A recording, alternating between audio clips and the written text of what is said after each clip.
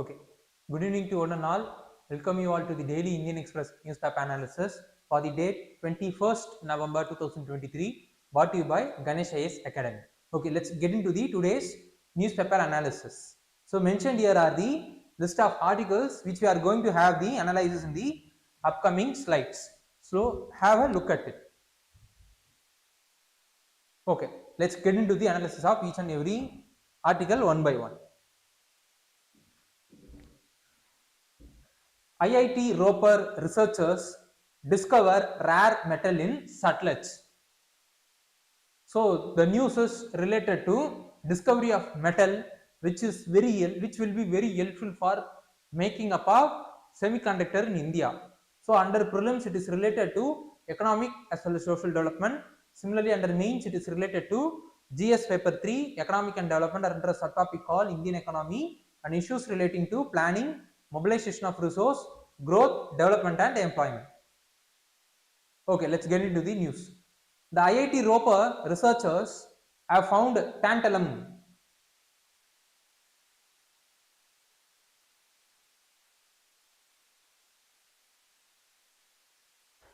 Tantalum, a rare earth metal in the SUTLEJ, which is in Punjab. The experiment was actually conducted to study the nature of rocks or the dynamic properties of the soil, but the mineral analysis was not the part of the research that has been conducted by the ROPAR IIT researchers. But accidentally they got to find out the presence of tantalum, which is the rare earth metal, which will be very helpful for making these important parts in these semiconductor devices. So this opens up a new path for the indigenization in India. If it has been analyzed as well as the extent of the tantalum that is present in the SUTLEJ has been analyzed and the data related to it has been identified, means it could act as the potential source of raw material for making the semiconductors in India itself. So this is what the news is about. Okay, let's discuss about what is this tantalum. See, tantalum is an element, as I said, with the symbol Ta and an atomic number 73 in the periodic table. And tantalum actually looks like shiny, a silvery like metal. And at the same time, it is resistant to corrosion and could be able to withstand a temperature, withstand the chemical attacks below 150 degrees Celsius. And then tantalum is common element in nature and it has high melting point up to 3017 degrees Celsius. So this is what the important thing which it differentiates the differentiates the tantalum from other materials. So how it has been used, how it could be used is because of its characteristic of withstanding high temperature, it could be used in making the aircraft engines. Similarly, it could also be used as alloying medium for hardened metal, and then manufacturing of capacitors and then other electronic materials. Similarly, it could also be useful for dental application in medical field. So these are all the applications tantalum has across these sectors, but it has certain health issues. If it has been exposed or inhaled by human means, it could able to cause respiratory damages, and at the same time it could also cause skin and eye irritation. And the higher amount of tantalum, if it is disposed in the environment without any precaution, means it could able to cause environmental damages at this, which in turn leading to the degradation of environment. So these are all the health environment issues caused by tantalum. So let us look into the SUTLEJ river. See, the SUTLEJ river originates in Tibetan Autonomous Region of China. So we could able to see it is originating here and it runs through Himachal Pradesh and then Punjab before entering into Pakistan. And SUTLEJ river is the easternmost river of the 5 rivers, the Indus, Jhelum, Chenab, Ravi, Bias and SUTLEJ. And the major tributaries of SUTLEJ river is Bias, Spiti and Rupi. So these are all the tributaries of SUTLEJ river.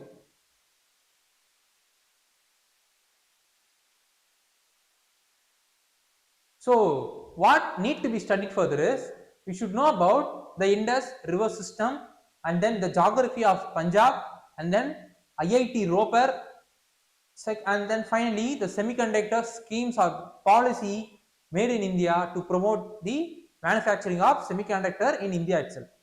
So these are all the other aspects which we need to be aware of, and with this we have reached the end of this topic.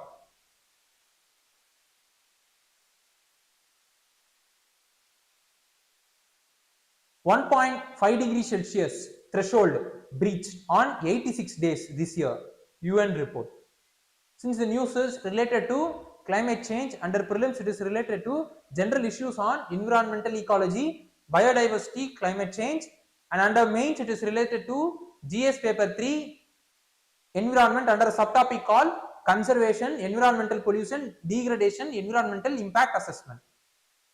Okay, let's get into the details as well as the analysis of the news. See, the 86 days this year itself have breached the target that has been set by the Paris deal, that is 1.5 degrees Celsius. And then the world emitted nearly 57.4 billion tons of carbon dioxide in 22, which is 1.2% higher than the previous year. And these data has been brought out by United Nations Environmental Program, and the report named is Emission Gap Report. And the current climate policy, which is being made by national governments, if it is being successfully implemented, means it is not potential enough to limit the climate change negative impacts, and at the same time it does not have the potential to limit the temperature rise within the Paris deal limit. So that what they are saying is that it will make the global earth warmer by at least 3 degrees Celsius. During 2019-20, 19 as well as 2020, these 2 years there was a sudden decline in the carbon emission because of the pandemic related lockdown. But after 2020, that is 2021 and 22 period, the carbon emission rise drastically.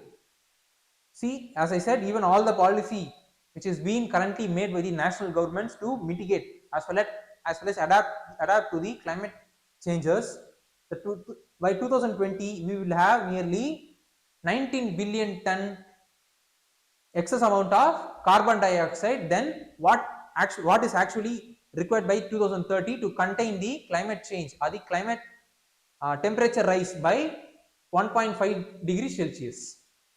So to meet this gap, what the report has suggested is that the global emission need to be dropped by at least 8.7% every year from 2024.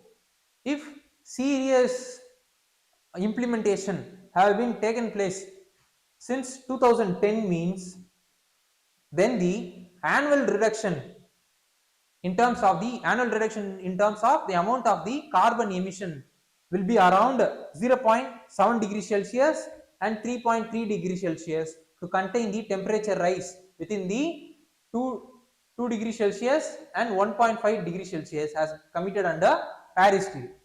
But we have failed to act during that time, and as a result of which the temperature has right now been rising, which in turn needs huge amount of effort, like in the case of reducing the carbon emission by a massive 8.7 degrees Celsius every year from 2022. So that only, because if we are going to reduce the carbon emission by 8.7% means only we could able to reach our goal which we have set in the Paris deal by 2030. United Nations Environment Program. So it is the organization which has released the report of emission gap. So it is founded in 1972 because of the United Nations Conference on Human Environment. As a resultant of this conference only, the environment program has been formed, and to monitor it Its main function is to monitor the state of the environment, inform policy making with science and coordinate response to world's environmental challenges. Apart from emission gap report, global environment outlook, frontiers, invest into healthy planet. These are all the reports that has been released by United Nations Environment Program.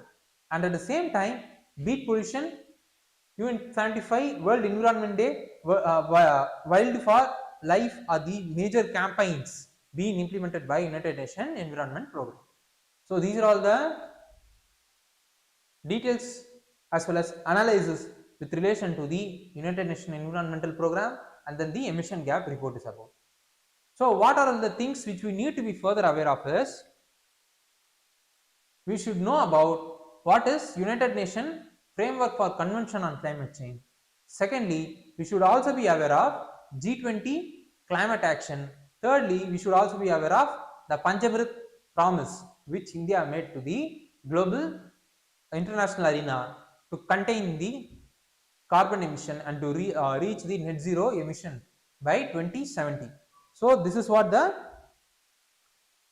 are all the further things which we need to be further aware of, and with this we have reached the end of this topic.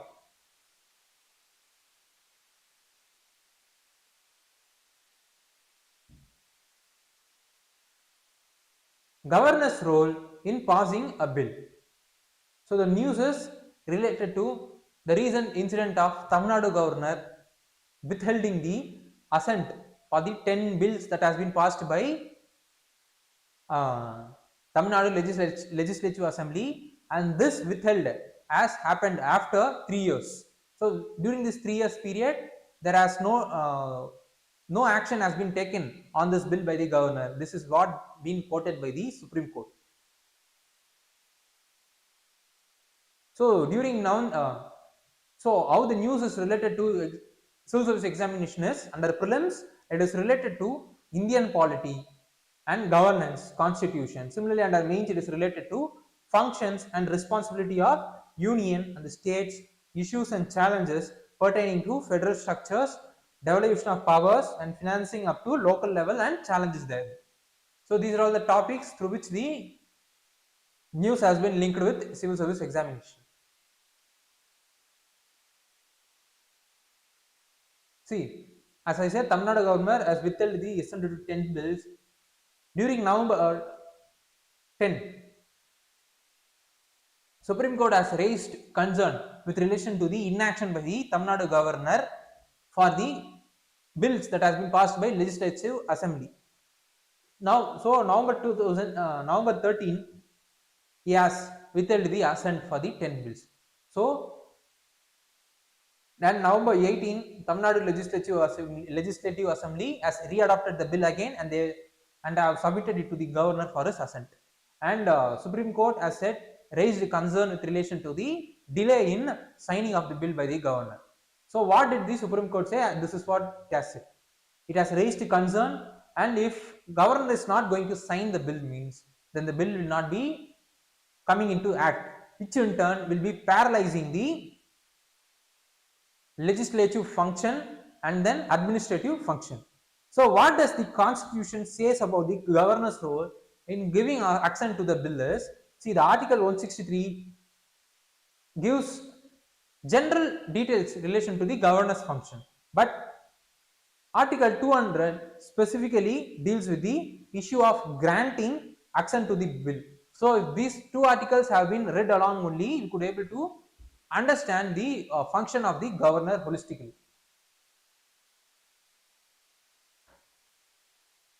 Okay, so if a bill has been passed by a legislature of the state means, then the governor can do 4 things with the bill. First is he could grant the assent to the bill. Second, he could be able to withhold the bill, and then that is absolute veto, and he could able to return the bill, suspensive veto, and he could able to reserve the bill for the consideration of president. So what does this article 200 says?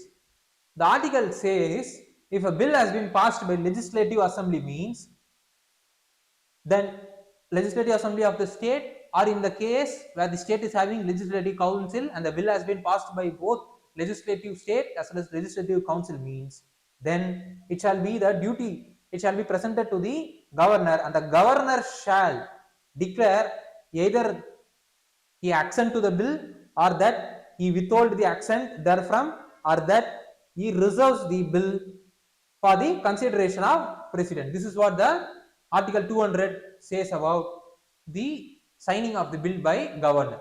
So however, there is a key provision which is raising the tussle between the governor as well as the legislative assembly. What is that? Is may as soon as possible. So since it has mentioned may as soon as possible rather than defining any time duration, there is always because of this provision a tussle between governor as well as legislature assembly. So this is what the thing with relation to it.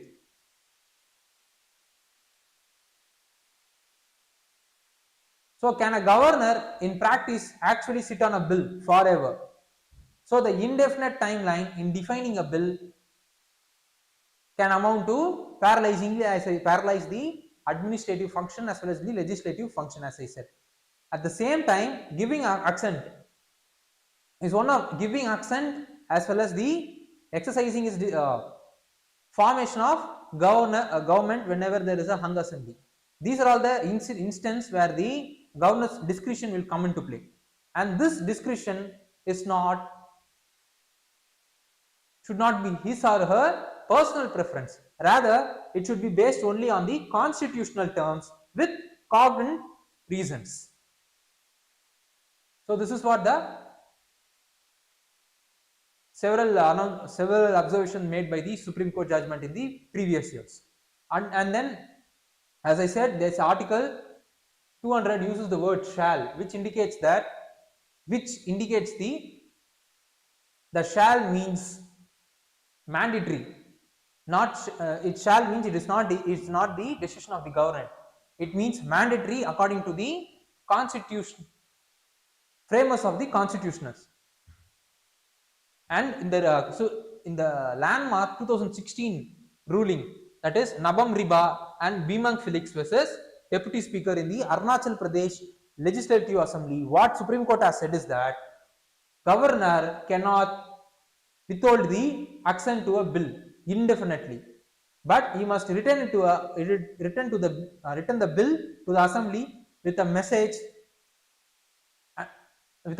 and also along with his recommendation.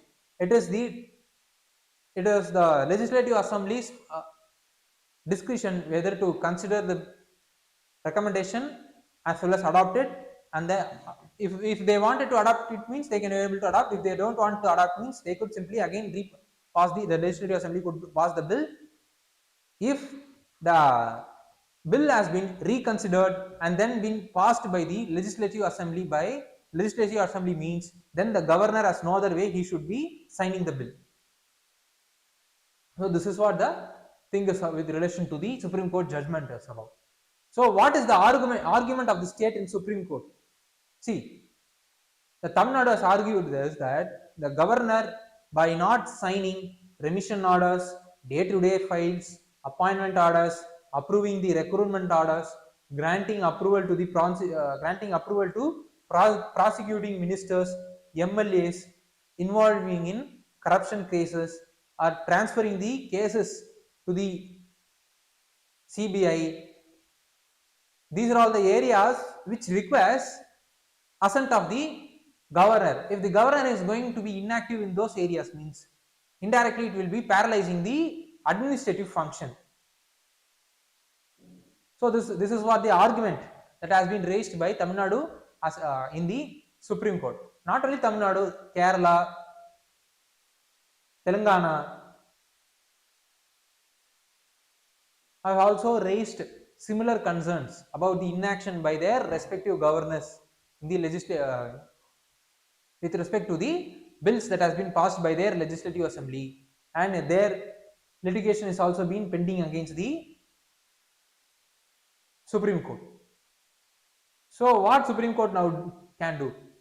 Previously, several aspects of functions of governors like the role in recommending to the president rule, as well as inviting the party with majority to form the government during the trust vote have been litigated, and then certain regulations have been formed.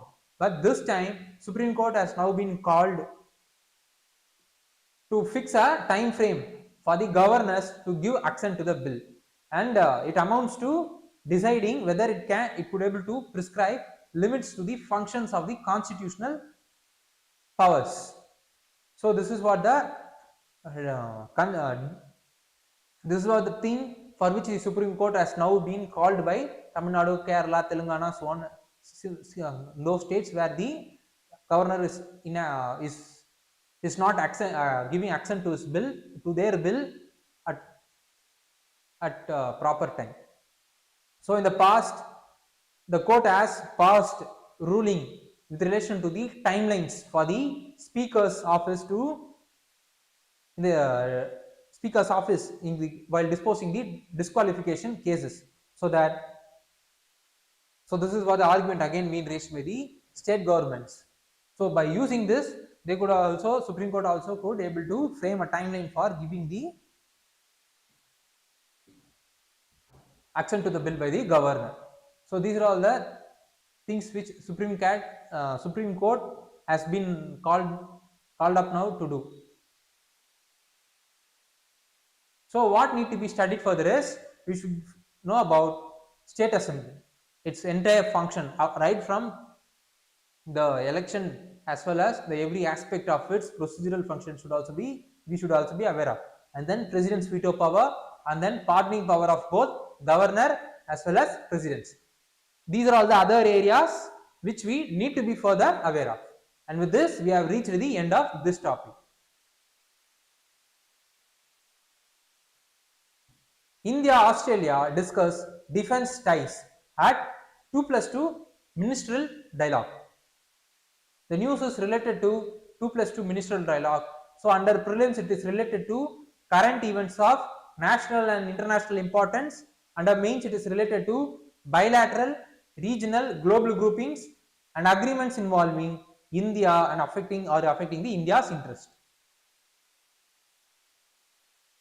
So India and Australia has recently decided to deepen their defense cooperation as well as deepen their strategic cooperation in sectors like critical minerals, trade and investment. India and Australia have the long history of military relationship where Indians as well as Australians have fought most of the war on the same lines previously. And then global as well as regional issues will also be discussed in the upcoming days in the 2+2 dialogue between India and Australia.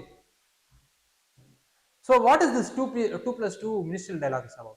It takes place between foreign as well as defense ministers of the two countries, and it is the highest level mechanism involved in bilateral relationship between the two countries, and it has been involved in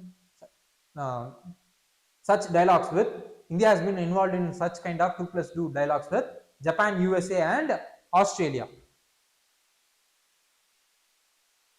So what is the significance it brings is that it enhances the cooperation. Secondly, it will ensure that a common approach or the common policy will be maintained in Indo-Pacific region, and then it will enhance the people-to-people cooperation, and at the same time it could ensure that safe passage,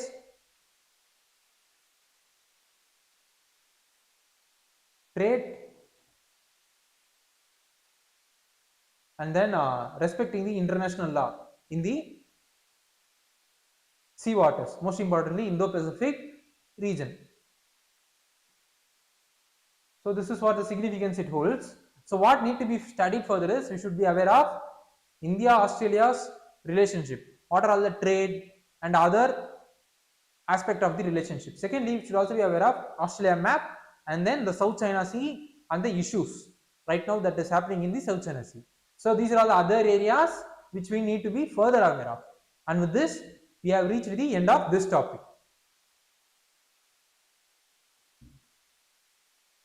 Okay, let's move on to today's practice prelims question.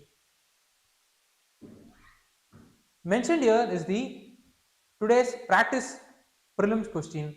I want those students, those who are watching this session online, please do comment the option point for the question which you are seeing right now on the board.